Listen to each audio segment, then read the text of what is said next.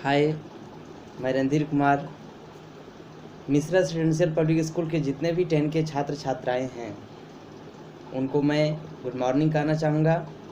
और बायोलॉजी के first chapter life process में आपको मैं आज ये बताने जा रहा हूँ कि इस चैप्टर में क्या सब आप पढ़ेंगे और लाइफ प्रोसेस क्या होता है, इसके बारे में आज विशेष रूप से चर्चा करेंगे।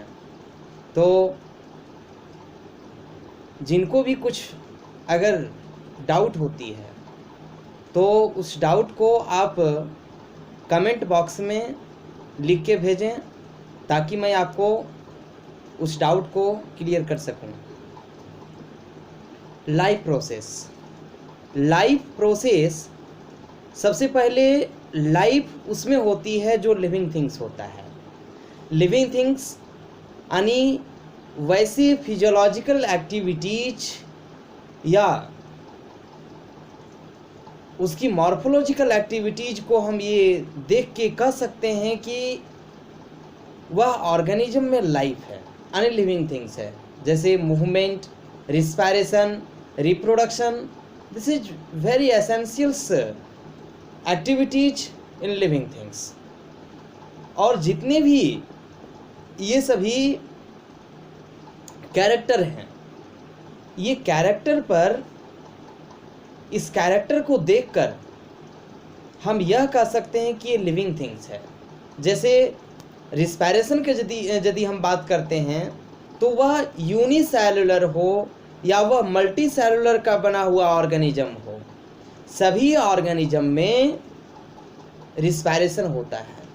विदाउट रिस्पायरेशन के कोई भी ऑर्गेनिज्म अपनी फूड में जो एनर्जी बनती है उस एनर्जी को यूटिलाइज नहीं कर सकता है, क्योंकि रिस्पायरेशन के माध्यम से हमारे बॉडी में ऑक्सीजन की प्राप्ति होती है और ऑक्सीजन जब तक कोई सेल में नहीं पहुंचेगी तब तक वहाँ ब्रेकडाउन ग्लूकोज का नहीं होता है। यानी आप कार्बोहाइड्रेट का कुछ सब्सटेंस खाए या प्रोटीन्स का खाए या फैट्स का खाए तो उसकी ब्रेकडाउन होना बहुत एसेंशियल है। इसी चैप्टर में हम लोग बात करेंगे डाइजेस्टिव सिस्टम का। उसमें ये जानेंगे कि फूड के डाइजेशन का क्या प्रोसेस है, किस डाइजेस्टिव सिस्टम में किस तरह का पाचन होता है, किस तरह का डाइजेशन होता है, और ऑक्सीजन की क्या भूमिका होती है इस केस में। तो सबसे पहले ये जानें कि जितने भी लिविंग थिंग्स हैं उसमें एक प्रोसेस होती है। उस प्रोसेस को सुचारू रूप से चलाने के लिए एनर्जी चाहिए। क्या चाहिए जी? एनर्जी। और एनर्जी को आप कहाँ से लाएंगे? न्यूट्रिशन से। न्यूट्रिशन की जो लेने की अलग अलग वे होती है। यानी बात करें तो कुछ ऐसे ऑर्गेनिज्म हैं जो कि पोषण को प्राप्त करने के लिए एक दूसरे के ऊपर आश्रित होता है ना। तो जितने भी ऑर्गेनिज्म हैं वो न्यूट्रिशन के आधार पर अलग अलग उसके कैटेगरीज होते हैं। ऐसे करके हम ये जानेंगे कि न्यूट्रिशन यानी विदाउट न्यूट्रिशन की एनर्जी नहीं बनती है हमारे बॉडी में, और एनर्जी रहना बहुत ज़रूरी है। आप रिस्पायरेशन करते हैं, श्वसन करते हैं, या रिप्रोडक्शन करते हैं, या मूवमेंट आप में होती है, ग्रोथ होता है, उसके लिए एनर्जी चाहिए। क्योंकि एनर्जी जब तक हमारे बॉडी में संचित नहीं होगी तब तक आप ना मूवमेंट कर सकते हैं, ना रिस्पायरेशन कर सकते हैं, ना रिप्रोडक्शन कर सकते हैं। ये सारी जितनी भी प्रक्रियाएं हमारे जीवन में होती है, या वो कोई भी ऑर्गेनिज्म हो, हम रहें या वह यूनिसेलुलर वायरस रहे या बैक्टीरिया रहे या फंगस रहे या प्लांट्स का यूनिसेलुलर रहे, तो उसकी जितनी भी एक्टिविटीज है उस एक्टिविटीज को एक क्रमबद्ध चलाने के लिए न्यूट्रिशन की आवश्यकता होती है, पोषण की आवश्यकता होती है। और वह पोषण को प्राप्त हर एक ढंग से अलग अलग ऑर्गेनिज्म करते हैं। टाइप्स ऑफ न्यूट्रिशन की यदि बात करें अभी आपके बुक्स में जो लिखे हुए हैं टाइप्स ऑफ न्यूट्रिशन की, तो टाइप्स ऑफ न्यूट्रिशन में आप ये देखेंगे कि 2 types of nutrition, autotrophs and heterotrophs. Autotrophic जितने भी न्यूट्रिशन होती है वो स्वयं भोजन का निर्माण अपने बॉडी में करते हैं और फिर जो भोजन का निर्माण होता है उसको यूटिलाइज किया जाता है। यूटिलाइज करने के बाद उसे एनर्जी मिलती है और वह एनर्जी हमारे बॉडी के लिए बहुत ही लाभदायक होता है। उसके अलावे थोड़ी सी चर्चा की गई है आपकी किताब में कि नॉन लिविंग थिंग्स के बारे में। तो नॉन लिविंग थिंग्स में प्रक्रियाएं तो होती है, उसमें भी न्यूट्रिशन की आवश्यकता होती है। जैसे हम व्हीकल्स की बात करें तो वो नॉन लिविंग थिंग्स है, उसकी गति को चलाने के लिए पेट्रोल की आवश्यकता है। तो नॉन लिविंग थिंग्स में ग्रोइंग नहीं होता है, यानी वो वृद्धि नहीं होती है उसमें। और ये सभी कैरेक्टर जैसे ग्रोइंग, रिप्रोडक्शन, ये सभी को यदि हम देखें तो ये नॉन लिविंग थिंग्स में मौजूद नहीं होता है और इसको एनर्जी नहीं चाहिए, सिर्फ मूवमेंट के लिए एनर्जी चाहिए और वो भी बाह्य एनर्जी रहेगा, यानी बाहरी रूप से उसको एनर्जी दी जाएगी, वो खनिज से दें या हम अपने से लगावें। तो अब हम आ जाएं ऑर्गेनिज्म में। अभी हम न्यूट्रिशन की बात कर रहे थे, ऑटोट्रॉप्स और हेटरोट्रॉप्स। आज मैं विशेष रूप से ऑटोट्रॉप्स की बात करूंगा कि ऑटोट्रॉपिक क्या हैं, ऑटोट्रॉप्स में क्या होता है, किस ऑर्गेनिज्म को हम ऑटोट्रॉपिक ऑर्गेनिज्म कहेंगे। तो ऑटोट्रॉप्स, ऑटो मतलब होता है सेल्फ, अट्रॉप्स मतलब होता है न्यूट्रिशन, यानी सेल्फ न्यूट्रिशन, यानी स्वपोषण, यानी स्वयं पोषण करना। क्या करना जी? स्वयं पोषण करना। तो स्वयं पोषण तब होगा जब उसके प्लांट्स में वैसे फैक्टर उपलब्ध होंगे। कैसा फैक्टर? जो कि फूड के निर्माण के लिए हेल्पफुल हो, यानी सहायक हो फूड निर्माण के लिए। तो फूड निर्माण के लिए कुछ ऐसे फैक्टर्स होते हैं जो कि काफ़ी एसेंशियल होता है। वो कहाँ रहना ज़रूरी है जी? बॉडी में। और वो वैसे ऑटोट्रॉपिक जो ऑर्गेनिज्म है उसके बॉडी में वो विराजमान रहता है, यानी मौजूद रहता है। तो वैसा तो हम देख नहीं सकते हैं कि किस ऑर्गेनिज्म में अपने आप फूड का निर्माण हो जाता है, अनुभव भी नहीं कर सकते हैं, लेकिन साइंस के अनुसार बताया गया है कि जितने भी आप ग्रीन प्लांट्स देखते हैं वो ऑटोट्रॉपिक ऑर्गेनिज्म होते हैं, यानी ग्रीन प्लांट्स में मौजूद क्लोरोफिल की उपस्थिति में यहाँ सारी प्रक्रियाएं होती है। जितनी भी प्रक्रियाएं फूड निर्माण में होनी चाहिए वो क्लोरोफिल की उपस्थिति में होता है। आपने 9th क्लास में पढ़ा था कि प्लांट सेल में उपस्थित प्लास्टिड में 3 टाइप्स ऑफ प्लास्टिड जो मैं बताया था, क्लोरोप्लास्ट, क्रोमोप्लास्ट, ल्यूकोप्लास्ट। ये सभी प्लास्टिड की जो रोल हमने बताया था अलग अलग है। जैसे क्लोरोप्लास्ट, प्रीवियस ईयर्स की चैप्टर को याद कीजिएगा। क्लोरोप्लास्ट में क्या रहता है जी? क्लोरोफिल रहता है।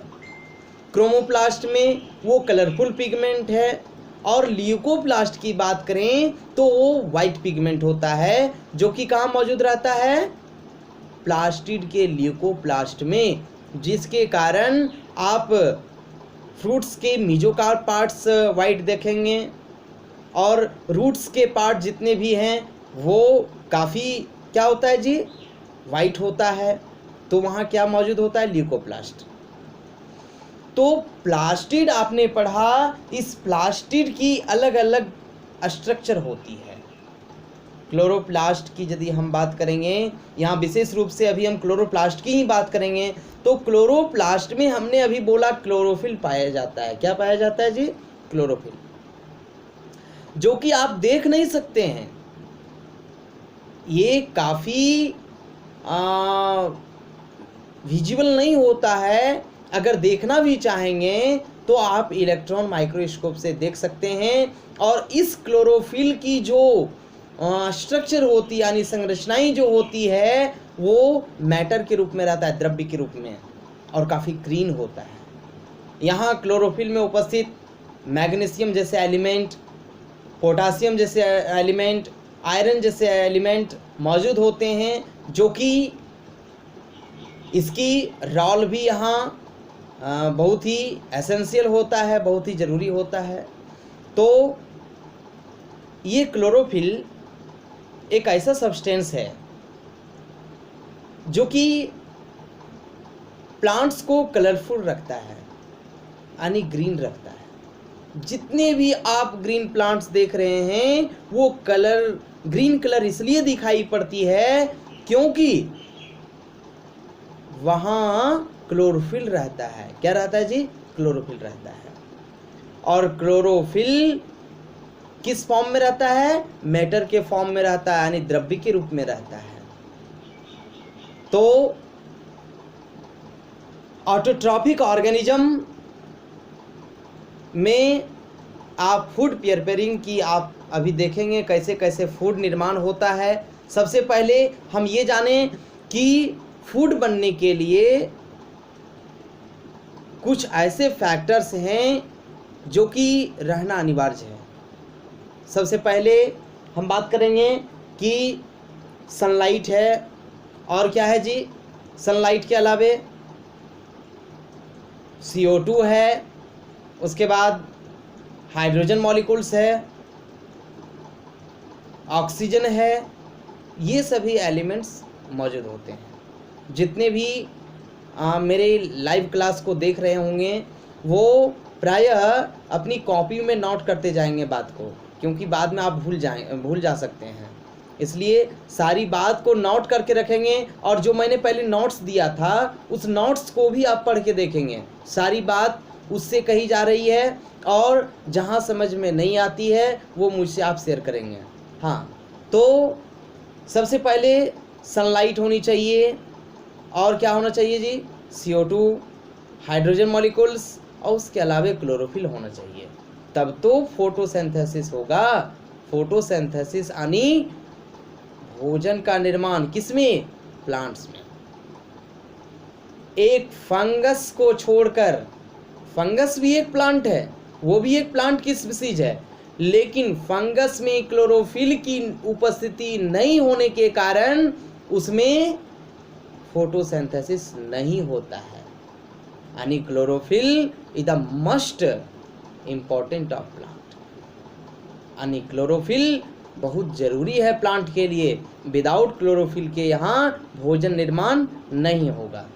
तो सबसे पहले हम यहाँ देखते हैं कि कार्बन डाइऑक्साइड की बात किए, या हाइड्रोजन की बात किए, या वो सनलाइट की बात किए, उसकी एक फिक्स अमाउंट होती है,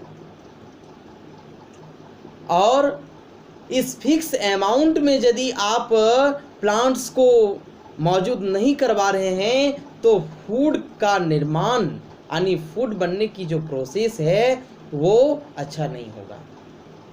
तो उससे क्या होगा जी? प्लांट्स पर इफेक्ट पड़ जाएगा, प्लांट्स प्रभावित हो जाएंगे।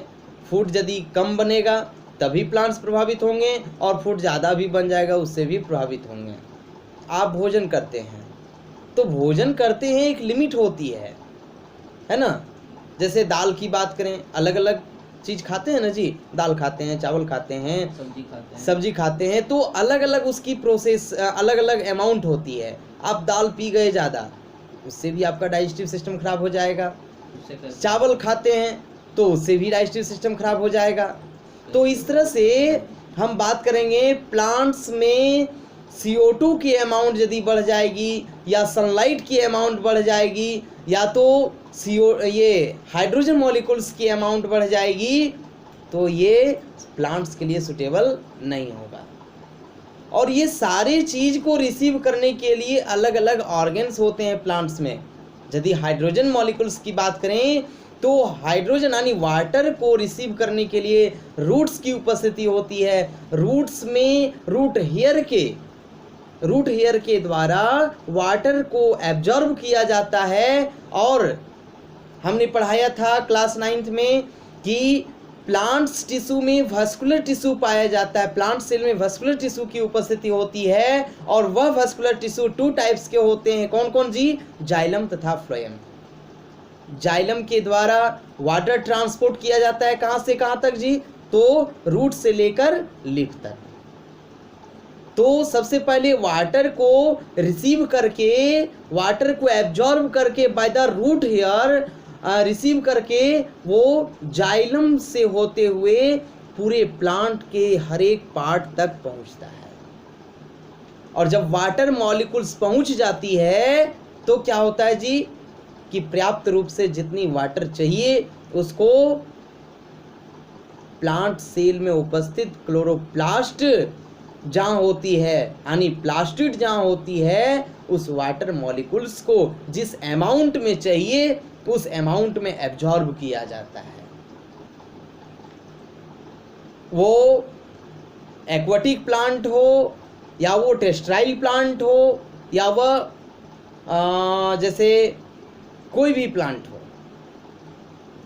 कोई भी स्थान का प्लांट हो, सभी प्लांट्स में वाटर की मॉलिक्यूल्स जब तक मौजूद नहीं रहेगी तब तक फूड प्रिपरेशन की जो फूड निर्माण की जो व्यवस्थाएं होती है, जो प्रक्रियाएं होती है, वो अच्छी तरह से नहीं चलेगा। तो ये water by the root hair के द्वारा रिसीव हुआ, कहाँ पहुंचा जी? लीफ तक पहुंची वो वाटर का मॉलिक्यूल्स। ठीक। अब दूसरी बात है कि अब बात करें हम CO2 की, जो कि हमारे एटमॉस्फेयर के द्वारा मिलता है, यानी वातावरण के द्वारा। तो वातावरण में कहाँ से मिलता है जी? जितने भी आप ऑर्गेनिज्म देख रहे हैं वो लिबरेट करता है क्या? CO2, यानी ऑक्सीजन को आप रिसीव करते हैं और CO2 को आप रिलीज करते हैं, है ना, यानी लिबरेट करते हैं। तो उस CO2 को रिसीव करने के लिए प्लांट्स होते हैं। प्लांट्स में एक ऐसे ऑर्गन्स होते हैं जो कि CO2 को एब्जॉर्ब किया जाता है उस ऑर्गन्स की सहायता से। तो आप उस ऑर्गन्स को देख भी सकते हैं। आप एक लीफ लेंगे, लीफ को यदि आप सनलाइट के फेस में लाएंगे तो आपको उसमें बहुत सारे पोर दिखाई पड़ेगी, जिसका नाम है स्टोमाटा। उसी स्टोमाटा की सहायता से CO2 को एब्जॉर्ब किया जाता है। आप लोग रिस्पायरेशन इन प्लांट जब पढ़ेंगे तो इसी चैप्टर में पढ़ाया जाएगा। तो उस CO2 को रिसीव करने के लिए स्टोमाटा होना बहुत ज़रूरी है। जब स्टोमाटा ओपन होता है तो CO2 को रिसीव किया जाता है, जब वह क्लोज हो जाता है तो फिर CO2 को रिसीव नहीं किया जाता है। CO2 को रिसीव किया बाय द स्टोमाटा, उसके बाद CO2 तो आ गया जी। उसके बाद देखिए तीसरा फैक्टर्स है सनलाइट। अब उस सनलाइट तो दिन भर पड़ता है, आप देखते हैं, और आप कहेंगे कि सर उसकी फिक्स अमाउंट हम कैसे कर सकते हैं, क्योंकि सनलाइट तो दिन भर पड़ता है ना। तो वैसे तो CO2 भी दिन भर पड़ता है, ऑक्सीजन भी ऑक्सीजन या तो जल जो है यानी वाटर, वो भी तो हर समय रूट एब्जॉर्ब करते रहती है। लेकिन प्लांट्स जब उस प्लांट्स के सेल उसे रिसीव करते हैं तो रिसीव करने के समय अमाउंट फिक्स हो जाती है।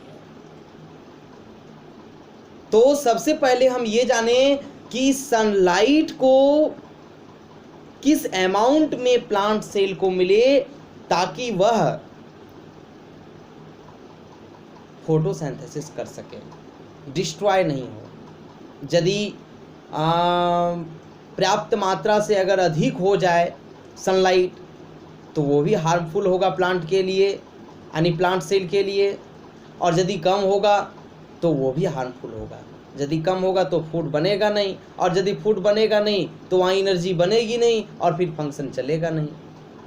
तो सनलाइट की एक फिक्स वेवलेंथ होती है, उस वेवलेंथ को बाय द क्लोरोफिल के द्वारा, यानी प्लांट्स में उपस्थित प्लास्टिड में जो क्लोरोफिल होता है क्लोरोप्लास्ट में, उस क्लोरोफिल की सहायता से, उस क्लोरोफिल के माध्यम से सनलाइट को ट्रैप किया जाता है। ट्रैप करने के बाद वह एक्टिव होता है, क्रिएट होता है।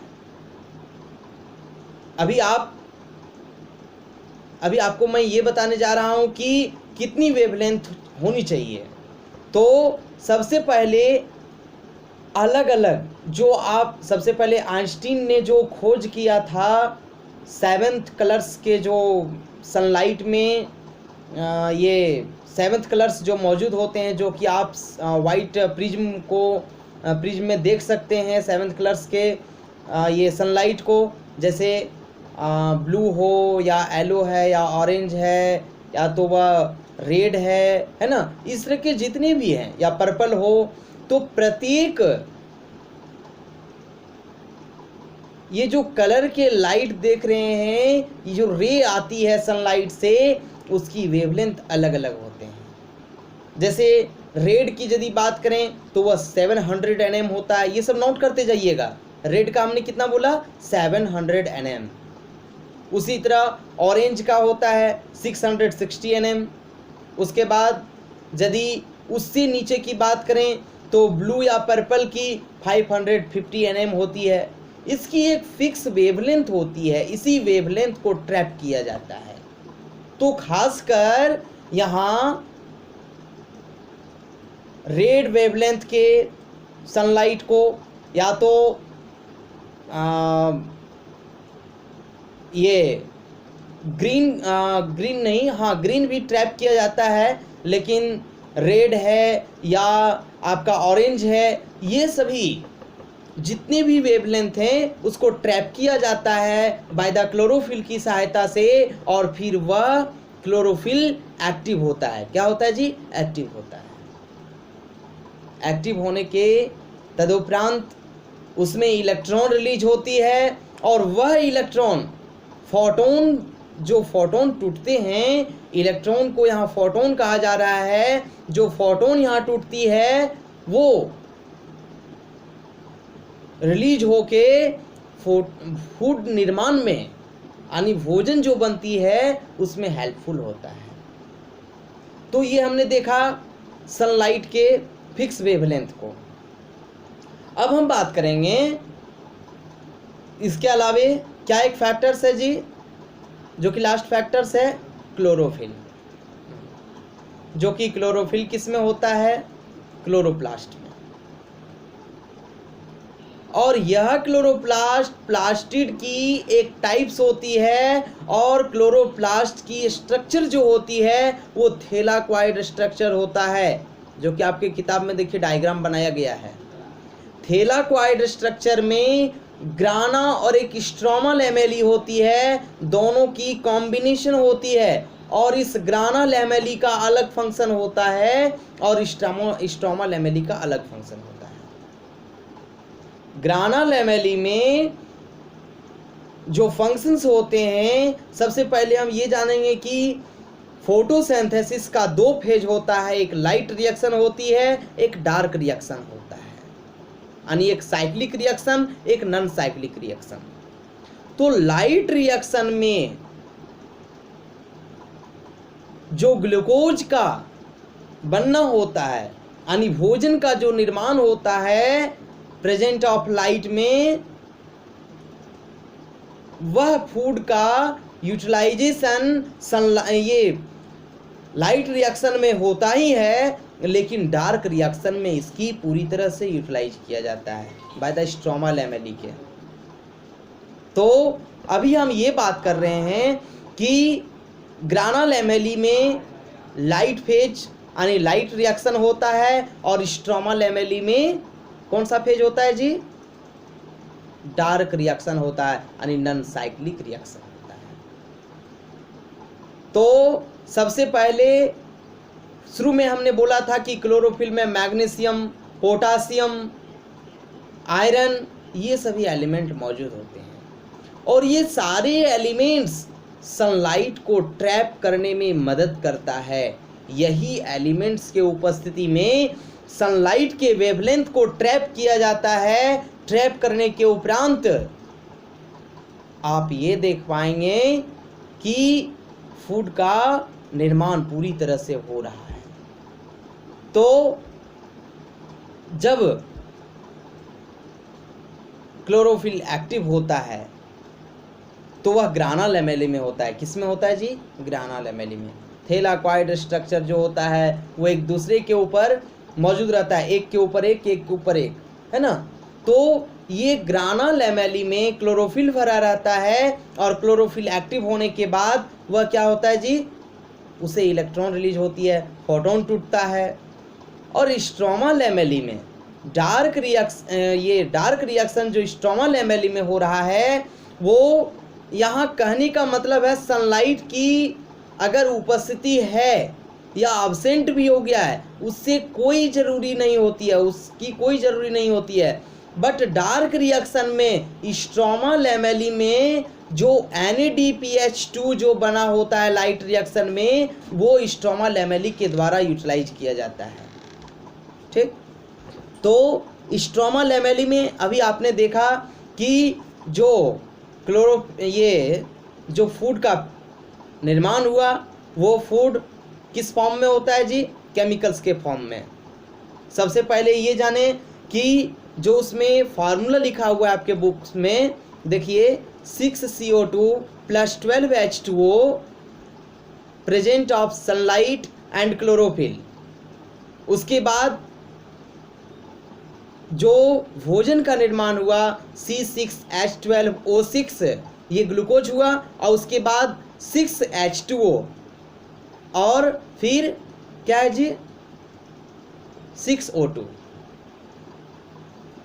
तो ग्लूकोज का जो फॉर्मेशन हुआ प्लांट्स में, ये ग्लूकोज की सहायता से जब ग्लूकोज ब्रेकडाउन होता है प्रेजेंट ऑफ ऑक्सीजन में, तो उसमें पायरुविक एसिड का फॉर्मेशन होता है। ग्लाइकोलाइसिस में आप पढ़ेंगे केल्विन साइकिल में कि वो 10 स्टेप में टूटता है ग्लूकोज, और प्रत्येक ब्रेकडाउन में अलग अलग एंजाइम लगती है। एंजाइम एक ऐसा सब्सटेंस है, ऑल एंजाइम्स आर प्रोटीन, यानी एंजाइम क्या है जी? प्रोटीन है। But all proteins are not enzyme. तो एंजाइम की उपस्थिति में यह ब्रेकडाउन होता है, एंजाइम इसको तोड़ने में मदद करता है। जब स्टेप बाय स्टेप जब 10 स्टेप में टूटता है, यानी ग्लूकोज जो है ग्लूकोज 6 फॉस्फेट में टूटा, ग्लूकोज 6 फॉस्फेट ग्लूकोज 1,6 बाइफॉस्फेट में टूटा। इस तरह से 10 स्टेप में टूट के लास्ट में वो हेक्सोकाइनेज एंजाइम की सहायता से वह पायरुविक एसिड में टूट जाता है, और वह पायरुविक एसिड फिर से ADP के फॉर्म में आता है, एडोसिन डाइफॉस्फेट। ADP का फुल फॉर्म लिखिए, ADP का फुल फॉर्म एडोसिन डाइफॉस्फेट। वह ADP एक फॉस्फेट को जोड़कर एडोसिन ट्राइफॉस्फेट बनाता है, यानी एडोसिन ट्राइफॉस्फेट। वह एडोसिन ट्राइफॉस्फेट हमारे सेल के माइटोकॉन्ड्रिया के क्रिस्टी में संचित होती है, और उससे एनर्जी रिलीज होती है। मैंने 9th क्लास में विशेष रूप से चर्चा किया है इसके बारे में। आप लोग भूल गए होंगे तो वो मेरी गलती नहीं, आपकी गलती है। आप फिर से रिवीजन कर लीजिए प्रीवियस ईयर्स में, क्योंकि ये बोर्ड की परीक्षा है। और इसके अलावे जो भी किन्हीं को लगता होगा कि नहीं हमको आगे बायोलॉजी भी पढ़ना है, तो आपको डिटेल से पढ़ना होगा। प्रीवियस ईयर्स के जो भी क्लासेस हुए, वो 6 हो, 7 हो, 8 हो, 9th हो, सबों में आपकी बायोलॉजी ठोस होनी चाहिए, तब आप इंटर और BA कर सकेंगे बढ़िया से। तो देखिए, ये हमने जो अभी बताया ATP का फॉर्मेशन, ये ग्लूकोज के ब्रेकडाउन के बाद हुआ। ठीक, ब्रेकडाउन के होने के बाद ATP बन गया, एनर्जी तो मिल गई। अब एनर्जी मिल गई, उसके अलावे आप देखिए वहाँ 6O2 यानी 6 भाग ऑक्सीजन की मॉलिक्यूल्स जो बनी, वो एटमॉस्फेयर में रिलीज हो जाती है, जो कि हम लोग उसे यूज करते हैं रिस्पायरेशन में। उसके अलावे 6 भाग हाइड्रोजन, यानी 6 मॉलिक्यूल्स ऑफ हाइड्रोजन जो अभी बनी, वो भी एटमॉस्फेयर में रिलीज होती है बाय द स्टोमाटा से। ट्रांसपैरेशन जब आप पढ़ेंगे, लिबरेशंस ऑफ गैसेस, या liberations of water by the stomata. तो उसमें जैसे अभी यहाँ आप देखें कि वाटर बना, वाटर की मॉलिक्यूल्स बनी, ऑक्सीजन बनी, ग्लूकोज बना। तो ये ऑक्सीजन या हाइड्रोजन की मॉलिक्यूल्स यदि प्लांट में इसकी अमाउंट बढ़ जाएगी तो वो प्लांट्स के लिए यूजफुल नहीं होगा, है ना। तो ये जो ऑक्सीजन बना, हाइड्रोजन बना, ये हमारे एटमॉस्फेयर में क्या हुआ जी, वितरित हो गया, यानी फैल गया, फिर हम लोग यूटिलाइज करते हैं। अब हम बात करेंगे दूसरा कि जब यह एटीपी बनता है, यानी ग्लूकोज जब बनता है, तो वह पीजीए के फुल फॉर्म में रहता है, यानी फास्फोग्लिसरिक एसिड। केल्विन साइकिल में आप पढ़ेंगे, लाइट फेज में, लाइट रिएक्शन में जो ग्रानल एमएलई में सभी ये सब घटनाएं घटती है, तो उसमें पीजीए से यानी फास्फोग्लिसरिक एसिड से एडीपी बनता है, एडीपी से एटीपी बनता है, और एटीपी एनर्जी रिच कंपाउंड होती है। वह एनर्जी रिच कंपाउंड प्लांट्स के लिए यूजफुल होता है। दूसरी बात है कि जब यह NADPH बन गया तो वह NADPH स्ट्रोमा लैमेली यानी क्लोरोप्लास्ट की जो हमने अभी संरचनाओं को देखा उसमें स्ट्रोमा लैमेली जो होती है, यानी ग्राना लैमेली से कनेक्ट जो रहता है, यानी कंबाइन जो रहती है, वो stroma lamellae thread like structure होती है। वह स्ट्रोमा लैमेली में NADPH2 जो संचित होती है वो डार्क रिएक्शन में यूटिलाइज किया जाता है। जैसे अंधेरा हो गया, उसमें क्या फूड निर्माण होगा, प्लांट में फूड का निर्माण नहीं होगा, तो उस समय भोजन तो चाहिए प्लांट को, यानी एनर्जी तो चाहिए। तो उस समय NADPH जो संचित होती है स्ट्रोमा लैमेली में, उसकी सहायता से वह एनर्जी को क्या करती है जी, एब्जॉर्ब करती है, और एब्जॉर्ब करने के बाद वह फिर अपने फंक्शंस को चलाता है। तो ऑटोट्रॉफिक ऑर्गेनिज्म जितने भी हैं, ऑटोट्रॉफिक ऑर्गेनिज्म जितने भी हैं, उसकी यह फंक्शन होती है कि अपने आप भोजन का निर्माण किया, फिर अपने से एनर्जी रिलीज हुई उसके बॉडी में, और वह एनर्जी से वो फ्रूट्स का डेवलपमेंट हो, या लीफ का फॉर्मेशंस हो, या वो स्टेम का फॉर्मेशंस हो, सारे फंक्शंस को वह करता है। वो हार्मोन को बढ़िया से चलाना हो या एंजाइम्स का निर्माण करना हो, सारी फंक्शंस को यह एनर्जी से क्या करती है जी, सही ढंग से चलाता है। तो ऑटोट्रॉफ्स के अलावे हेटरोट्रॉफ्स की यदि हम बात करेंगे तो वो एक ऐसे ऑर्गेनिज्म होते हैं जो कि सारे प्लांट्स पर आश्रित होते हैं, यानी दूसरे ऑर्गेनिज्म पर आश्रित होते हैं। तो हेटरोट्रॉफ्स की चर्चा मैं अगले दिन करूंगा, क्योंकि एक दिन में आप इतना बड़ा चीज़ को दिमाग में नहीं रख सकते हैं। जितना भी बताए उसको फिर पढ़िएगा, फिर मैं हेटरोट्रॉफ्स के बारे में बताऊंगा कि हेटरोट्रॉफ्स क्या है, उसके कितने टाइप्स होते हैं, उसमें कौन से ऑर्गेनिज्म आते हैं। जिनको भी अगर कोई परेशानी होती है तो उस परेशानी को, उस डाउट को आप मेरे साथ शेयर करें, मैं बताऊंगा। हमारे मिश्रा रेसिडेंशियल पब्लिक स्कूल के जितने भी स्टूडेंट हैं उनको मैं धन्यवाद देना चाहूँगा।